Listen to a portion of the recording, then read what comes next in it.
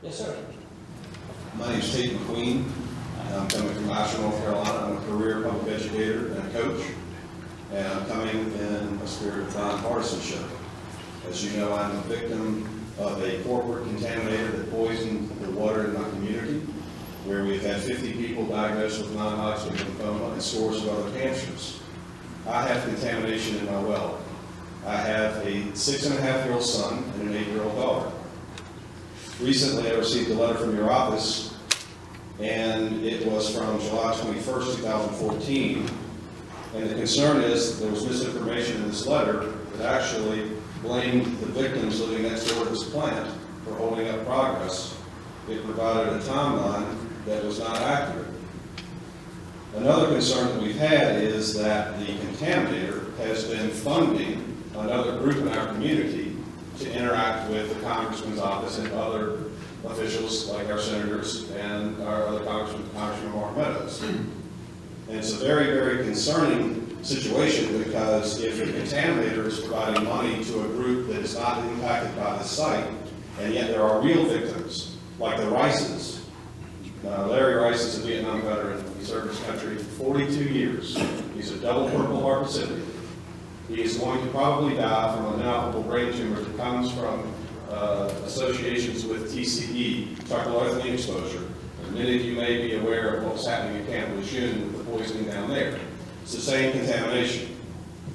I am concerned, as I have extended several overtures over the years, because I've been going to Washington for the last almost 7 years begging for help for our community as a victim, working on behalf of other victims. And I would like to know why we are having our federal representative meeting with people that are out of our district, because the people that you've been meeting with do not live in the 10th district.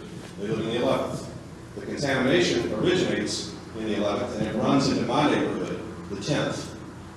And there are people like the Robinsons, the Harolds, the Penlands, the Bradleys, the Murphys. So many people have been impacted. And what we've had is absentee leadership. We've been begging for help on the most basic need. Most of you, and I really respect the fact that you're asking questions about Hamas and the terrorism. Can you imagine the terror that we live in every day? Because recently there were 13 people that were removed from their homes because the air is too unsafe to breathe. Now, I provided these documents in all. Unfortunately, it totals 62,922 pages, which I realize is a lot, but I read it because I'm impacted. We have letters going back to 1990 where the EPA officials were warned that the next door neighbors were getting sick. And now we have letters being put out that blame the very victims for being responsible for that contamination. Can we count on you to come into our community? You and I work together, because in addition to being an educator for my entire career, I'm also a candidate for the 10th district. And I'm willing to put aside our differences on ideology and work together to help you be a better representative for my community, because right now we are being impacted. We are being hurt. We're having funerals. We're having people suffer. And if we can't get taking care of people at home right, how can we ask questions about taking care of people abroad? You know, if word got out south of the border that it was unsafe to drink the water here or breathe the air here, that might act as a good impetus to keep them from coming here. But that's our reality, and it's a daily reality. And I would like to, open the lines of discourse. I have emailed your staff. I have offered to help you. And as you know, I think that there's probably two of us that know this material as well as I do. And when you do have your family impacted with contamination that caused us to go all the way to the Supreme Court, and we lost 7-2. And it's very important for you to understand that Patrick and I agree on one thing. The president is not perfect. In fact, he set the Department of Justice against us because he didn't want to see the U.S. Marine Corps have their day in court for the poisoning that they suffered. It's immoral. And we have a responsibility to remove that, remove back to that moral imperative. Thank you, sir. As you stated, this case has gone on for 20 years. The case has gone on for 20 years. With the redrawing of the congressional lines, and well, you're in Gaston County. You know that Sue Myrick was our congresswoman before redrawing lines. I grew up in Gastonia, y'all. And so when they redrew the lines, the district then went into Buncombe County. And Congressman Meadows and I inherited an awful, horrific case where a company, through whatever means that they did, but they contaminated the soil and into the drinking water in the community. There have been lawsuits, there's a settlement. This has gone on well before I was in Congress, much less representing Belmont County. And since I've taken over, as you know, we've worked diligently to try to get action as quickly as possible. And that's my number one desire, is to make sure that we take care of the people that are affected and to fix the problem. Now, we're waiting on a response that should come back August 11th from the EPA.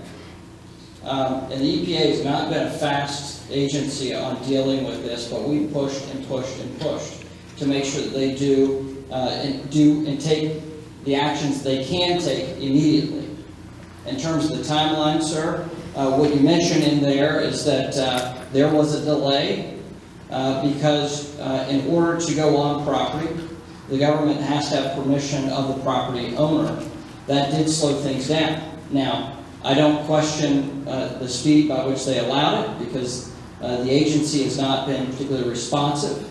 And so I don't fault anyone. I was just relaying back what a government agency provided, and that's what we try to do to you and other members in the community that are affected. And Congressman Meadows and I continue to work through that. I'll continue to work with you and other community members and try my best to get the results so we can clean this project up, so the drinking water is returned to what it should be, which is clean and drinkable for everyone, and that the wrongdoers are held to account.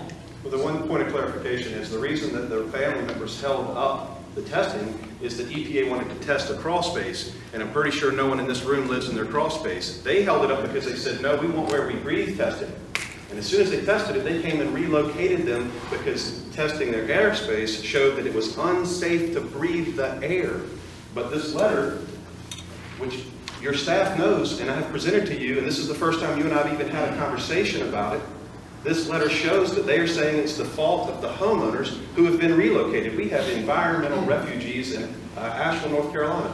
And so this delay stuff is not acceptable. We have other folks in line, Appreciate and it. I certainly appreciate you coming and making this, traveling this distance to make your voice heard. We did have a town hall yesterday in 2 counties closer to you, just so others know. But I appreciate your Monday. Thank you.